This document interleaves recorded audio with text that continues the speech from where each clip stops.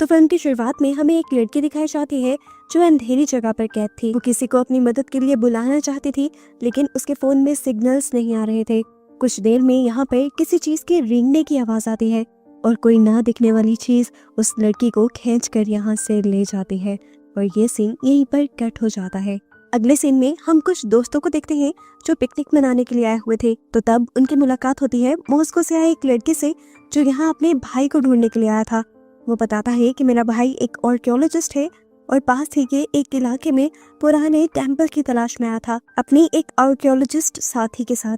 लेकिन उस दिन के बाद से उन दोनों का ही कुछ अता पता नहीं है। वो इनकी ग्रुप को भी कहता है कि अगर आप लोग मेरे साथ वहाँ चलना चाहे तो जाया जा सकता है, लेकिन इस टाइम ये ग्रुप इनकार कर देता है। लेकिन सुबह होते ही इन सब का इरादा बदल जाता है और ये लोग डिसाइड करते हैं खुद भी उस टेम्पल को देखने का, जिसके बारे में आज तक इन्होंने सुना भी नहीं था।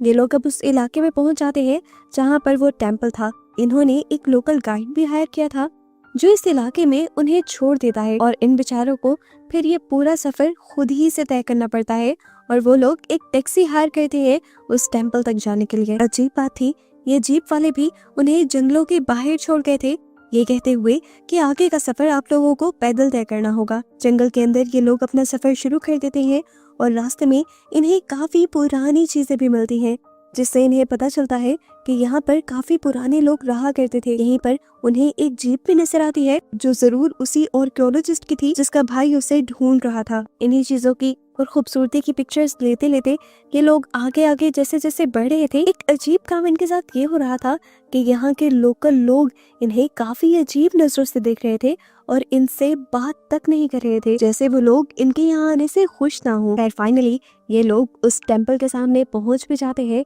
जिसे ये लोग देखने के लिए आए थे। ये टेम्पल बहुत ज्यादा बड़ा था और इसके ऊपर बहुत सी सीढ़ियां बनी हुई थी और पूरा टेम्पल वाइन्स से यानी पौधों की बेलों से भरा था। अब ये लोग इस टेम्पल के सामने पिक्चर्स लेने लग जाते और उसी टाइम पर कुछ लोकल लोग यहाँ पर घोड़ों पर सवार हुए आ जाते हैं। उन लोगों को बहुत ज्यादा गुस्सा आ रहा था इन लोगों के यहाँ आने पर। वो इन्हें इशारों से यहाँ से जाने को कह रहे थे क्योंकि आपस में ये दोनों पार्टीज ही एक दूसरे की लैंग्वेजेस नहीं समझ पा रही थी। इन लोगों को लगता है कि विलेजर्स इस टेम्पल की पिक्चर्स लेने की वजह से गुस्सा हो रहे हैं, शायद वो इस टेम्पल में पूजा वगैरह करते हैं और उन्हें ये सब टेम्पल की इंसल्ट लग रही है। ये लोग इसीलिए वो कैमरा वापस देने की भी कोशिश करते हैं और जैसे ही लड़का कैमरा देने के लिए उनके करीब जाता है तो विलेजर्स में से एक आदमी उसके ऊपर तीर से हमला करके उसे मार देता है। अब इनके ग्रुप के सभी लोग पैनिक हो चुके थे और पैनिक होकर ये लोग इस टेम्पल के ऊपर की तरफ भागने लग जाते हैं। जैसे ही ये लोग ऊपर चढ़े तो नीचे से लोगों ने उन्हें वार्न करना शुरू कर दिया कि आज के बाद नीचे मत आना। ये लोग देखते हैं कि टेम्पल के ऊपर 2 कैंप लगे हुए थे जो उन दोनों आर्कियोलॉजिस्ट के थे, पर अब इन दोनों कैंप्स में कोई भी नहीं था। ये लोग देखते हैं कि टेम्पल के ठीक ऊपर एक बहुत ही गहरा गड्ढा भी है। खैर ये लोग अभी यही सोच रहे थे कि वो दोनों आर्कियोलॉजिस्ट होंगे कहाँ कि तभी उन्हें गड्ढे में से किसी के फोन की आवाज आती है। मिथाई यानी वो लड़का जिसका भाई आर्कियोलॉजिस्ट था, उसको लगता है कि उसका भाई इसी गड्ढे में है, इसीलिए वो गड्ढे के अंदर जाने का फैसला करता है। ये लोग मिथाई को एक रस्सी के साथ बांध देते हैं और उसके जरिए जैसे जैसे मिथाई को आहिस्ता आहिस्ता वो नीचे उतारने की कोशिश कर ही रहे थे तो तभी रस्सी टूट गई और मिथाई बिल्कुल नीचे गड्ढे में जाकर गिरा और इतनी ऊंचाई से गिरने की वजह से मिथाई की टांगे और कमर टूट गई। ऊपर इन लोगों को मिथाई की सिर्फ दर्द भरी चीखें ही सुनाई दी।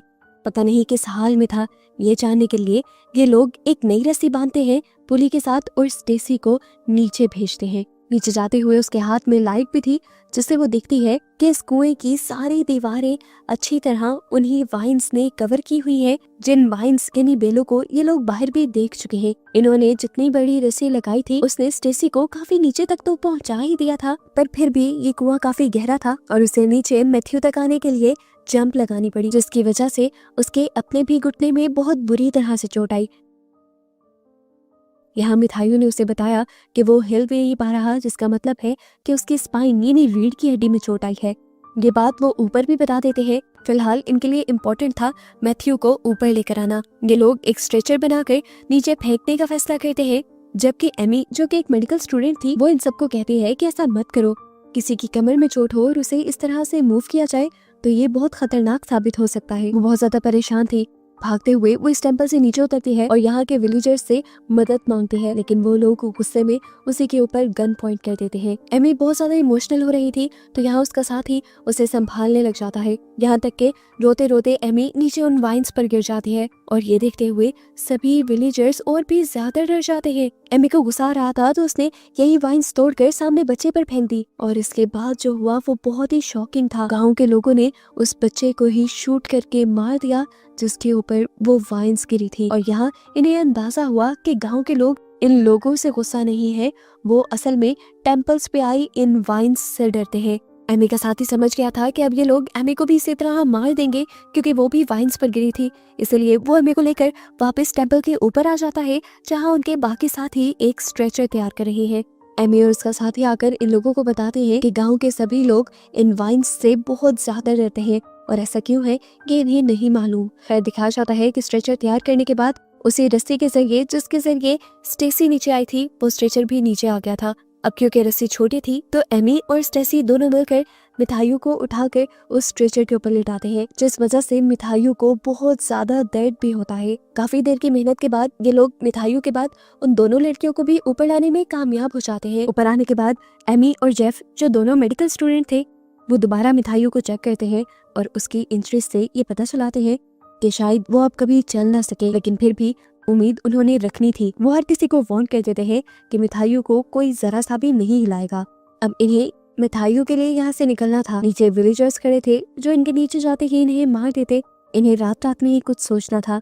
एमी यहाँ पर आए पुराने आर्कियोलॉजिस्ट के बैग चेक करती है तो उन्हें जीप की चाबी मिल जाती है और यहाँ एक दूसरे लड़के को उन दोनों आर्कियोलॉजिस्ट की फ्लाइट की टिकट्स भी मिल जाती हैं जो अगले दिन के लिए बुक की गई थी। इस चीज से इन लोगों को होप मिलती है कि अगर कल कोई एयरलाइन पर नहीं जाता तो जरूर कोई ना कोई उन्हें ढूंढते हुए यहाँ आ ही जाएगा और इन सबको भी रेस्क्यू कर ले जाएगा। हम देखते हैं कि रात में एमी स्टेसी के घुटने के जख्म को ठीक करती है और साथ साथ रोते हुए ये भी कहती है कि ये सब कुछ मेरी वजह से ही हो रहा है, मुझे यहाँ आने के लिए जिद करनी ही नहीं चाहिए थी। खैर सुबह हो जाती है और दिखाया जाता है कि इन सबका एक साथी जब इजी होने के लिए वाइन्स के पास जाता है तो उसे वाइन्स के अंदर एक स्केलेटन दिखता है, इंसानी ढांचा, जिसे देखकर वो डर जाता है। जबकि स्टेसी भी जब सोकर उठती है तो वो बहुत ज्यादा पैनिक हुई थी। उसके चिल्लाने की आवाज़ें सुनकर सब लोग यहाँ पर आते हैं तो देखते हैं कि उसके जख्म में से वही वाइन्स निकल रही थी जो वाइन्स यहाँ टेम्पल में चारों तरफ फैली हुई हैं। ये लोग पहले ही उन वाइन्स को उतारते हुए साइड पर फेंक देते हैं,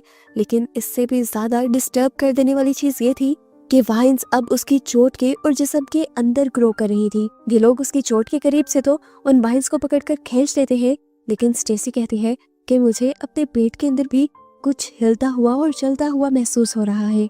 और यहाँ पर वो समझ जाती है कि उसके साथ ऐसा क्यों हो रहा था। असल में ये प्लांट्स बहुत ही ज्यादा खतरनाक थे जो किसी भी इंसान या जानवर की जान तक ले सकते थे और उनके डीएनए के साथ जल्दी से बॉन्ड भी बना सकते थे।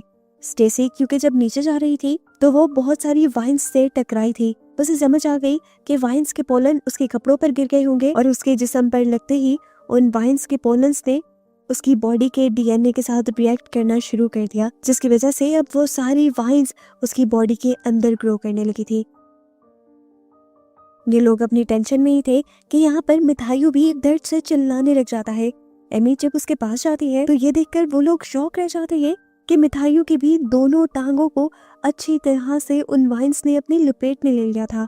जेफ उसकी मदद करने की कोशिश करता है, इन वाइन्स को उतारता है, लेकिन इन वाइन्स ने उसकी बॉडी को अंदर तक जख्मी कर दिया था और इतने गहरे जख्मों को साफ करना आसान नहीं था। इन्हीं सब के दौरान टेम्पल के उस गड्ढे से इन्हें दोबारा फोन के रिंग करने की आवाज आती है। ये लोग दोबारा नीचे जाकर चेक करने का फैसला करते हैं और एमी और स्टेसी दोनों ही नीचे उतर आती हैं। फोन की आवाज का पीछा करते हुए ये लोग एक टनल के पास पहुंचे थे जो टनल पूरी तरह उन्हीं वाइन्स से ढकी हुई थी। मजबूरन इन्हें उन्हीं वाइन्स के ऊपर से चलकर जाना पड़ा, जहां आगे जाकर इन्होंने देखा कि वहां एक लड़की थी जिसके हाथ में वो फोन था। वो लड़की मर चुकी थी और उसकी बॉडी की हालत काफी खराब थी, उसकी आंखें भी ग्रे हो चुकी थी। ये लोग उसके हाथ से डरते हुए फोन छीनते हैं तो देखते हैं कि फोन में तो सिग्नल्स ही नहीं थे, तो फोन रिंग कैसे कर रहा था। तब इन्हें रियलाइज होता है कि असल में ये फोन बेल नहीं कर रहा, बल्कि फोन जैसी आवाजें ये पौधे निकाल रही हैं। एमी हैरान होकर जैसे ही उन फूलों को टच करती है तो बहुत सारी वाइन्स एकदम से उसके हाथ को जकड़ लेती हैं। स्टेसी उसकी मदद करती है, उन वाइन्स को छुड़वा देती है और ये लोग जब यहाँ से भागकर बाहर निकलने की कोशिश करते हैं तो वाइन्स उनके सामने आकर उनका रास्ता रोकने लगी थी। वाइन्स को साइड पे करते हुए ये लोग बाहर जा ही रहे थे, लेकिन वाइन्स ने इन्हें पाँव से जकड़ लिया था और नीचे गिरा दिया था। वो वाइन्स इन्हें बुरी तरह अपने अंदर खींच रही थी। एमी तो बच गई थी इन वाइन्स से, लेकिन स्टेसी को पूरी तरह इन वाइन्स ने पकड़ लिया था। एमी स्टेसी को पकड़कर अपने पूरी ताकत लगाते हुए खींचती है और वहां तक ले आती है जहां पर रस्सी थी। एमी स्टेसी को गोद में लेते हुए उस रस्सी को पकड़ लेती है और ये दोनों जोर जोर से चिल्लाते हुए ऊपर वाले लोगों से रस्सी ऊपर खींचने को कहते हैं। जैसे जैसे ये ऊपर जा रहे थे, इर्द गिर्द की वाइन्स इनका रास्ता रोकने की कोशिश कर रही थी और इससे पहले कि इनकी जान एक और मर्तबा खतरे में पड़ती, किस्मत से ये लोग वक्त रहते ही बाहर निकलने में कामयाब हो जाते हैं। ऊपर आकर कि दोनों बुरी तरह पैनिक हो चुकी थी, वो नीचे होने वाली सारी चीजें इन्हें बताती है और ये ग्रुप उनसे पूछता है कि आखिर अब हमें आगे करना क्या चाहिए। किसी को कुछ समझ नहीं आ रहा था तो एक लड़का कहता है कि हमें नीचे जाकर लोकल्स से मदद लेनी चाहिए, लेकिन जेफ याद करवाता है कि जो भी नीचे जाएगा ये लोकल्स उन्हें मार देंगे।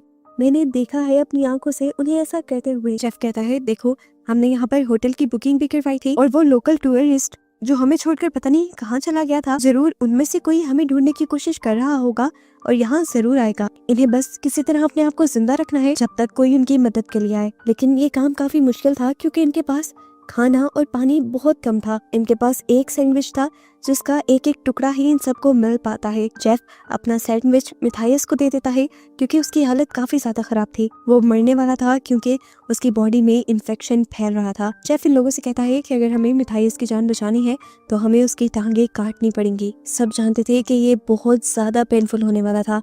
जेफ मिथाइस को थोड़ी अल्कोहल पिला देता है ताकि वो इस पेन को बर्दाश्त कर सके। उसके बाद उसके मुंह में बेल्ट डालकर वो अपना प्रोसीजर स्टार्ट कर देता है। जेफ जहां प्रोसीजर कर रहा था वहीं दूसरे लोग मिथाइस को कंट्रोल करने की कोशिश कर रहे थे। जेफ यहाँ पे एक पत्थर गर्म करता है और उसे जोर से मिथाइस की टांग पर मारते हुए मिथाइस के इन्फेक्शन वाले हिस्से को तोड़ देता है। उसके गोश्त और बारीक वेन्स को उसने एक शार्प नाइफ की मदद से काट दिया था। मिथाइस दर्द से चिल्ला रहा था और लड़कियां ये आवाजें नहीं सुन पा रही थी। और इस सब के बाद जेफ एक पैन गरम करते हुए उससे मिथाइस के जख्म को जला देता है ताकि वहां पर और कोई बैक्टीरियल इन्फेक्शन ना हो और खून भी ना बहे। प्रोसीजर कंप्लीट होने के बाद लड़कियां भी कैंप से बाहर निकल आती है। एमी और जेफ मिथाइस की कंडीशन पर बात करने लगते हैं और इतनी देर में बाकी लोग देखते हैं कि मिथाइस की कटी हुई टांगों को वो वाइन्स आगे बढ़कर अपने अंदर लेकर जा रही थी। यानी ये वाइन्स, ये पौधे आदमखोर थे, इंसानों का गोश्त खाते थे और इन्हें समझ आ जाती है कि यही वजह थी कि वो सारे विलेजर्स इन वाइन्स से, इन पौधों से डरते थे। रात होती है। जेफ ये सोचते हुए नीचे जाता है कि वो यहाँ से भाग जाएगा, लेकिन जाकर देखता है कि गांव के लोग अभी भी उनके ऊपर नजर रखे हुए हैं। जेफ तो नीचे था, ऊपर स्टेसी बहुत ज्यादा रो रही थी जबकि एमी और दूसरा लड़का बाहर बैठे हुए थे। एमी भी रोते हुए दूसरे लड़के के कंधे पर सर रख देती है और इतनी ही देर में स्टेसी को अजीबोगरीब आवाजें सुनाई देने लगती है। वो इन आवाजों को गलत समझकर बाहर आ जाती है और एमी के ऊपर गुस्सा करना शुरू कर देती है, लेकिन कुछ ही देर में इन्हें समझ आ जाता है कि ये आवाजें भी पौधे ही निकाल रहे थे। इनका शोर सुनते हुए जेफ ऊपर आ जाता है तो स्टेसी उसे उसी की फ्रेंड के खिलाफ करने की कोशिश करती है। ये देखते हुए स्टेसी का हस्बैंड स्टेसी को डांटने लग जाता है और इस सारी लड़ाई के दौरान ये लोग ये नोटिस ही नहीं करते कि पीछे मिथाइस का क्या हाल था। वाइन्स ने पूरी तरह मिथाइस को जकड़ लिया था और वो अब नाक और मुंह के जरिए उसकी बॉडी के अंदर जा रही थी, यहाँ तक कि ये वाइन्स मिथाइस का दम घोंटकर उसे मार भी देती हैं। जिस टाइम जेफ मिथाइस को नोटिस करता है तब तक काफी देर हो चुकी थी। जेफ मिथाइस की बॉडी से उन वाइन्स को बाहर निकालने की कोशिश तो करता है, लेकिन जल्द ही उसे एहसास हो जाता है कि मिथाइस मर चुका है। ये देखते हुए स्टेसी और भी ज्यादा पैनिक हो जाती है क्योंकि उसे पता था कि वाइन्स उसकी बॉडी के अंदर भी है और उसे ये बात कंफर्म हो जाती है कि अब जल्द ही वो भी मर जाएगी। वो यहाँ पर एक छुरी उठाते हुए कहती है कि मैं अपनी बॉडी को काट कर इन वाइन्स को अपनी बॉडी से बाहर निकाल दूंगी, लेकिन उसका साथी उसे ऐसे करने से मना करता है। लेकिन स्टेसी, जिसकी हालत काबू में थी ही नहीं, वो उसे भी अपने से दूर कर देती है।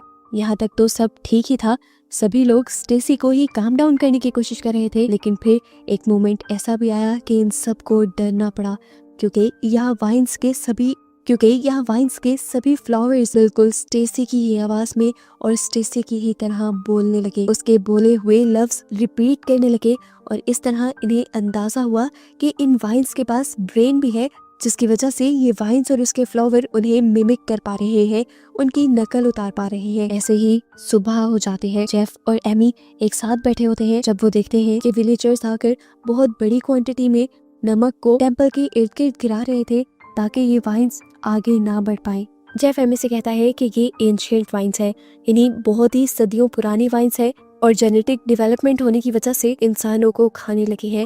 इसी वजह से इंसान तो क्या, जानवर भी इन वाइन्स से दूर रहते हैं। वो लोग बातें ही कर रहे थे कि इनका दूसरा साथी कैंप से निकल कर आता है और इन्हें बताता है कि स्टेसी की हालत पहले से कहीं ज्यादा खराब हो गई है।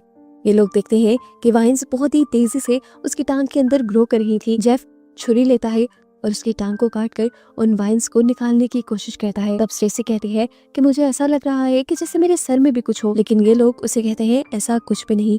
थोड़ी देर बाद जब स्टेसी कुछ पीने लगती है तो इन्हें सचमुच में उसके सर में वाइन्स चलती हुई दिखाई देती हैं। सारे उसे अजीब तरीके से देख रहे थे, इसीलिए स्टेसी भी समझ गई कि खतरा इन वाइन्स को उसकी बॉडी के अंदर से निकालने के बाद भी नहीं टला।